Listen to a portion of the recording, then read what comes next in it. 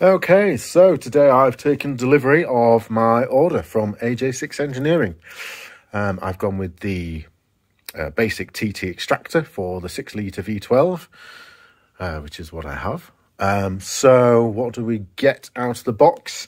I have the TT extractors, twin tube. I assume that's what Roger named them after.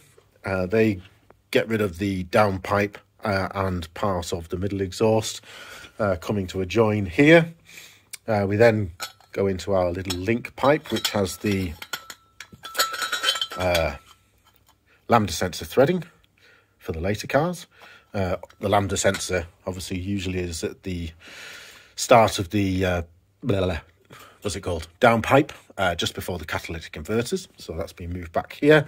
You get a little kit to extend that, which I'll show you later. We then go into a slip fitting for the mid silencer substitute pipes, which go into the over axle pipes. It's the larger bore for the 6 litre. 5.3 has olive clamp fittings and a slightly smaller bore. 6 litre has a big bore exhaust, larger bore over axle pipes as well into the rear silencers. I've already got over axle pipes and rear silencers fitted to the car, which I won't be changing. They were from Simply Performance. They look great. So this should hopefully just slot straight into that. We'll find out later if there's any drama there. They also send this correctly labelled fitting kit. And in there you get some shiny new exhaust manifold rings. I assume that's what they're called. Don't quote me on my terms. I'm not a mechanic. You get the fittings for the olive clamps and the thingy. See, I told you I don't know. Exhaust donut. There we go. I like donuts. And what else? Yes, you get these clamps for the other parts of the exhaust. Although, to be honest, I'll be replacing these with the more flush Jubilee clip styles, the heavy duty Jubilee clips. I just think they look nicer than those, but I'll keep those as spares. Also, just before this goes on, because I assume it's going to take me maybe an hour or so to get all this on, maybe longer, probably be some swearing involved. I thought it'd be nice to give it a bit of a polish up. It's pretty good. I mean, actually on my phone it looks shinier than it is. I don't know why phones do that, but I've just given this bit a bit of a quick polish. I'm not going to go mental. You know, we're not polishing the Queen's Silver here. It is an exhaust, but it'd be nice if it was as good as it can be before it goes on. And this is what it looks like when you haven't polished it. You've sort of got the markings on. Some lovely welding there. Beautiful colours. So it's just a bit dull. So we'll get that cleaned up before we stick it on, and then get under the car and take off the old exhaust and start fitting this one. So yes, let's give this a little bit of a polish up. Where's my polish gone? Ah, there it is. Oops, throw it on the floor. So I got some of this Autosol metal polish. I like to use a bit of this magic sponge cleaning cloth. It's supposed to be for getting watermarks off showers and things like that, but it does a very good job of just doing a basic little polish on some stainless steel. Like I said, we're not going for a mirror finish here, but it'll just clear up there. See that, you know, the old writing markings there. It'll just take them off. I'll just go around and give it a quick once over.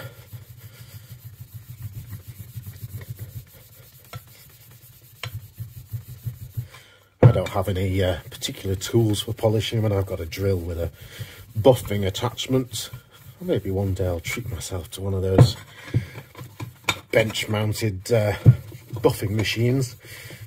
It's very good, this magic sponge. One annoying thing is it breaks up very easily. I'm sure they could design it so that it still did the same job and lasted longer than 30 seconds if the manufacturers of magic sponge are listening. It's just a suggestion, but then again, I suppose people wouldn't buy as much if it lasted longer. There's no point in trying to keep it, by the way. Once it's done, just chuck it away. So yeah, see all the crap coming off. I don't know if the black is actually stuff coming off or whether that's just making me feel better. Makes me feel like it's doing something. Still got a blocked up nose. I had a cold last week, so I don't like getting ill at the minute. Even a little snuffle, you know, like start panicking to yourself. But I didn't go downhill, so that's good. You can tell I'm just waffling, by the way, because there's only so much you can talk about polishing while you're polishing. Let's get this bit done here. I've got quite as much room to work here with the olive clamp fitting. Yeah, that'll do. Right, just get that little buff off. Oh, probably should have put some gloves on before I did that. Stop rattling. Shh. Oh, it's, yeah. There we go. That's much better. Yeah. Can't ask for better than that, really, for a quick polish. Yeah, you know, it is really quite good. Good stainless steel finish, anyway. So I say, it just takes off the. Oh, there you go. You can bash it off your tools, you see, and then put little marks on that you've just polished. Bloody crow's feet. Yeah, that'll do. Just a bit shinier, ready to go on the car. And I'll do that with all of them before they go on. So, we're in the car. I'm going to do a start up and kind of a couple of different revs from inside the car of the standard exhaust. So we'll hear what that sounds like, and then we can play it back to back with the new exhaust once I get that fitted. So this is what it's like before we do any exhaust modifications. Just ignore my temperature gauge at the minute, it's being a knob. It does seem to be running rather hot. May still have an airlock in the system. Need to fanny about with the coolant. Anyway, as I can hear, general jagness, very quiet. I'll run her up to maybe 2000.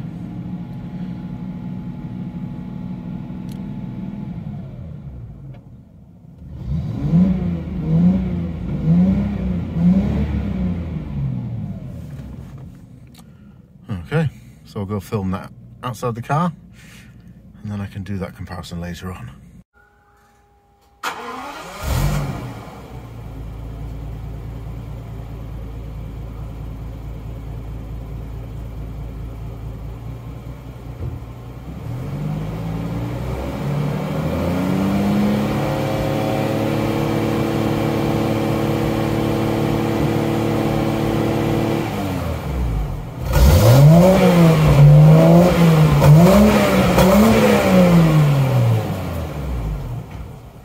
So, removing the exhaust. First things first, I'm going to take off these air boxes. They just give us access to get to the, well, we're going to take off this heat shield as well.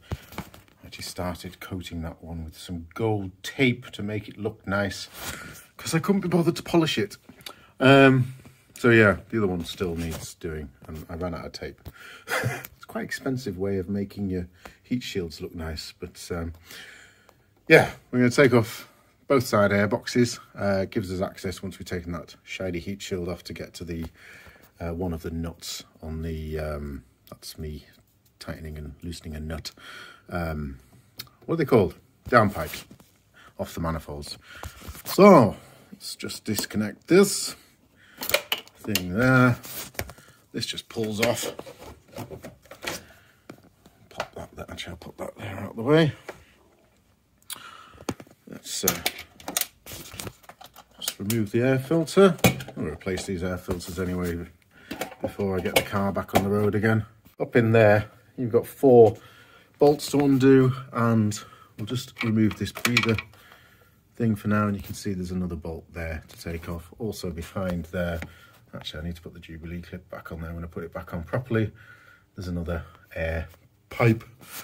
So let's go get the sockets that we need. We need our thingy inch. Is that quarter? Who knows? Probably looks about quarter. And 13mm long socket. That'll do the job. Let's just pop you there on the wing. Lovely. I know I'm going to be professional. I'm even going to put my wing protector on. So, let's just get in there. Just about right with a, helps if you undo, doesn't it, instead of doing up. It's just about right if you get in there with a 1/4 inch ratchet and a long socket. Mine aren't tight, because to be honest, I've just got them on while I was starting the car to check the cooling system the other day, which went very well until I realised I had a loose connection somewhere and I blasted boiling hot coolant all over the engine, which is why it's a bit shiny at the minute. It's covered in GT85 to try and dry it off. So I'll probably undo by hand that one now. Yes, yes, it's coming. That's it. So basically, you can see that 4 of those. That's one. I'm going to pause it while I do this because you don't want to watch me unscrew 3 of the bolts. So that's those 4 off. You can see the throttle body there now. There is a gasket there, by the way. I actually glued mine on so that it didn't fall off because I take the airbox on and off quite frequently. So just keep an eye on that gasket. It's probably stuck on anyway. So now it's just remove this that I loosened while I didn't have you guys watching. Just a nut and a washer. Put there with the other 4. And we just need to push off this. This is usually Jubilee clipped on. I'm going to have to put you down to do this. Again, because I've had the airbox on and off to do things, I haven't bothered to put it back on properly yet. Once the exhaust is on, I'll put that on with the Jubilee clip. And that's the back part of your airbox. Oh, there's also a clip there, goes on and hooks around the air conditioning pipe. Again, that's going to be put back on when I put it back together properly. I'll show you all that when we get to there. So, now we've got a bit more access to our heat shield. I'll go and get the tools that we need for that. I've got my 1/4 inch ratchet there on the floor. Which size is it? I don't know. Let's have a think. That looks about right. And this is a small one. What do you reckon? It's going to be Imperial. Knowing Jag, one of them would be Imperial and one would be metric. I'm going to go with those 2. It's potluck. In fact, I'm going to get the really long extension as well, because it makes life a lot easier. Let's go crazy with extensions. Let's just put that there again. Maybe I can put it like, oh, look at that view. Let's try the big one first. Did I get the right one? Let's get down in there. No, it's the next one up. The next one down, rather. It is a 3/4.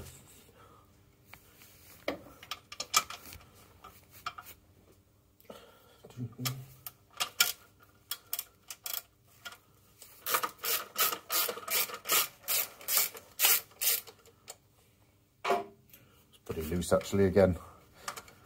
When I put all this back together after I've changed the exhaust, I need to make sure all this is on a bit tighter. Must have been having a lazy day the other day, knowing that this was all going to come off again. Let's just, don't drop that washer. That'd be nice. Come on, get in my hand. There we go. Right, second chance to be right.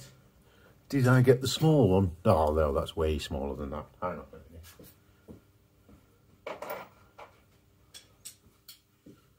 Let's try a 1/2 inch. That can't be half. Yeah, it is half, isn't it? I'm not very good with my imperial sizes. I was right. Okay.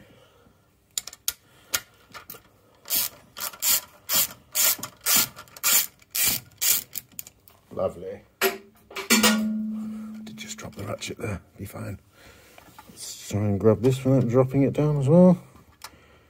Yeah, you stay there. That's good.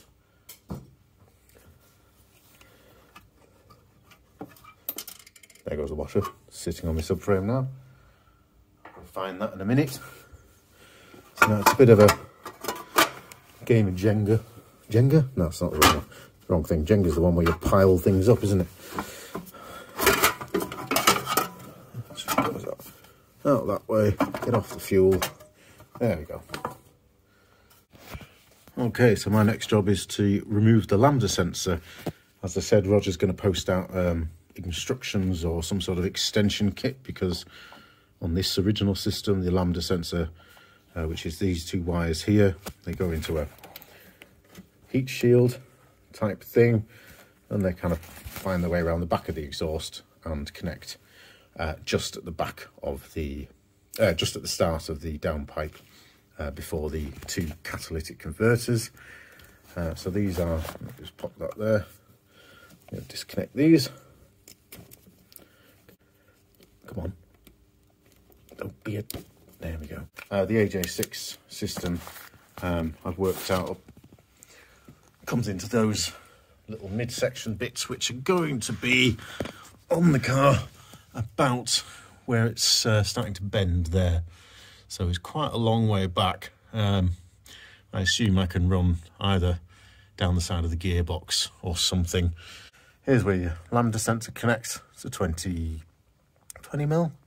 We'll find out in a minute. Well, I don't actually know. I haven't got a 20 mil. No, it's bigger than, it's a 22, because I have to use my adjustable. So yeah, we're just going to go get the adjustable and disconnect that. There we go. I had these off just the other day. Oh, actually, a little tip is it's a lot easier if you pull this lead down, because as you disconnect it, it likes to twist itself up. So just take it round with the lead. So that's it. That's your left-hand lambda sensor, covered in power steering fluid from my explosion the other day. So yeah, that's that done. So that downpipe now is ready to come off. Okay, so on the later cars, just before the middle silencers, I've got this lovely sort of brace section, which really securely holds the exhaust in the right place. Now, Roger assures me that the new exhaust won't need this, a bit like the 5.3s didn't bother with it. But frankly, I don't believe him. I think it'll flap about a little bit more than it would. I mean, this will not move, and it's in exactly the right place. Holds the over-axle pipes in exactly the right place. So it wouldn't be too difficult for me to modify what I've got there and be able to put this back on. So at a later date I might. But for now, it needs to come off. Yeah, just shuffle out, he says. There we go. Just hang there for a bit. Come on. There we go. That's it.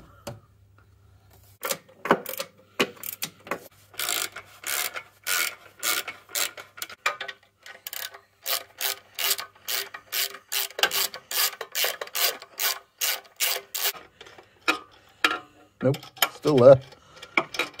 There we go. Okay.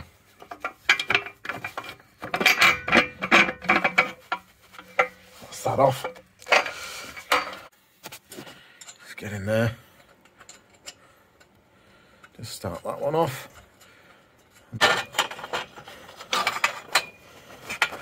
So this is what we've got so far. Move the lambda sensors out of my way. Roughly lined up. Top pipe sits nicely into the recess on both sides. Okay, so that's all looking lovely. So next job is to put on the lambda sensor little adapter pipes, and then they connect onto the silencer substitute pipes onto the over-axle pipes, which are already on the car. However, one slight criticism of, not of Roger, I think it's of the company he uses to make the exhaust. This is just, I think you'll agree, this is just annoying. So, obviously, all the other fittings on this car are slip-on fittings, but they've left the old style clamp fitting for this little section here, which, whatever. I assume it means so that they can make the ones for the 5.3 and also they don't have to do a separate one for the 6 litre. I don't know what the reason is, but I've set one up here. This is basically the 2 extension pipes, but it's the same fitting, and they've given you the donut to fit in the middle. But in this nicely labelled fitting kit, you get a load of clamps, which I don't want, and they've sent you 6 bolts and nuts and washers to, obviously, to fix the 2 bits together. But that's, look, there's no good. That was never going to reach. I mean, what a schoolboy error. Clearly need one that's about that long at least, just to get a nut on and then compress it all up. I just think that's sloppy. It just annoys me, that does. I'll get some new nuts and bolts, it doesn't matter. Probably get some with a nice shoulder on so that we've just got a bit of thread here and it'll look even tidier. But not only that, they didn't even send 6 the same length. We've got 5 random ones and then 1 short one. I mean, what the hell? Come on, guys. Not good when you're paying nearly £1,000 for an exhaust. Get the fittings right. Just a bit lazy there. Bit of a jump of progress. I fitted the exhaust. It's all on. All done. I know I showed you fitting the front pipes and then I just kind of carried on because, I'll be honest, it was a bit of a faff and trying to film at the same time. But I can show you what I've done. It's not really that interesting to watch it being done anyway. Anyway, so last time I filmed, we had the front pipes on. Obviously now we have the Lambda sensor connecty bits and the rear silencer, the mid silencer delete pipes into the over axle. So, front pipes we know. That will work backwards like this. So, here's my Lambda sensor connection. Like I said, in the end I ended up drilling 2 holes in this heat plate. Those are nice and tight, tucked in around the... just get in there. Can't even see it, to be fair. Oh, there we go. Just tucked in that flange there on the edge of the gearbox. Bottom plate, if you like. They're then cable tied up to these redundant clips. All nice and tidy, well out of the way of the exhaust, up to the front of the car, all as one piece. So, I'll be honest, if I have to take the Lambda sensors on and off, what I do is disconnect this little connector piece, unscrew that from the Lambda sensor and leave the Lambda sensors together, and then I'd have to take this plate off with both Lambda sensors off into the garage to disconnect the whole lot. But frankly, if I'm going to do that, I'll only be doing that if I ever replace the Lambda sensors. I did have the dreaded FF44 fault code when I first plugged it in and started it up. Spent about 3 hours stressing out.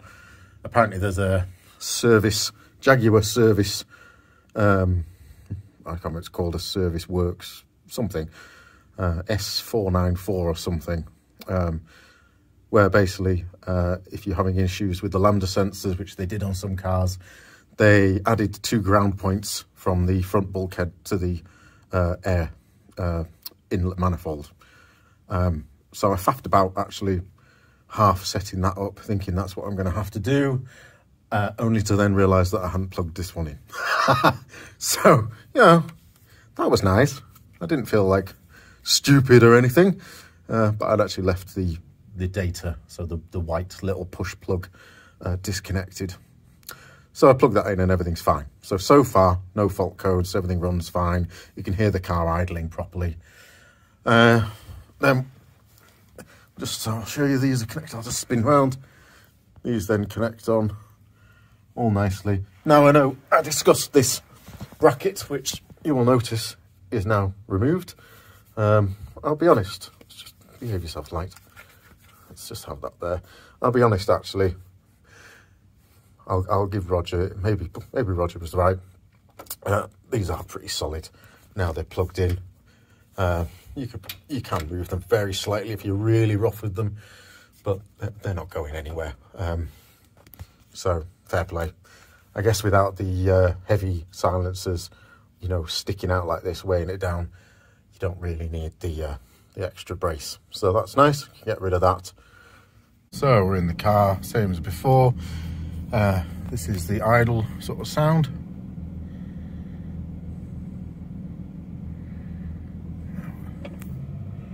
Take it up to about 2000.